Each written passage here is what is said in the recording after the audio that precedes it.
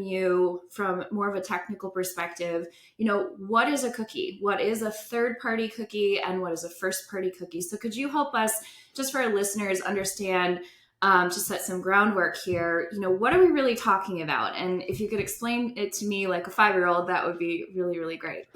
Sure. Yeah. And the invention of the internet happened, it was just a way for you to like put a URL into a toolbar and get back a document from somebody else all the way across the world or across the campus, probably originally, right? Just a way to share documents.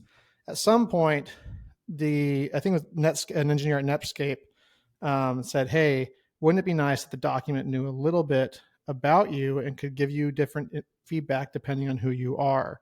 And at Netscape, they invented this thing called the cookie, which is a way for the browser to store a piece of information on behalf of the website that can then be used later to re-identify you and to then provide you a unique experience. This is what powers login.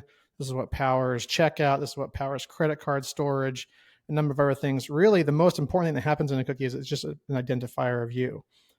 In that process, they didn't just make it possible for the website you're talking to make a cookie on your site, but if that website is using third-party tools, external tools that they don't make themselves, those tools could also set cookies on you that also let them identify you.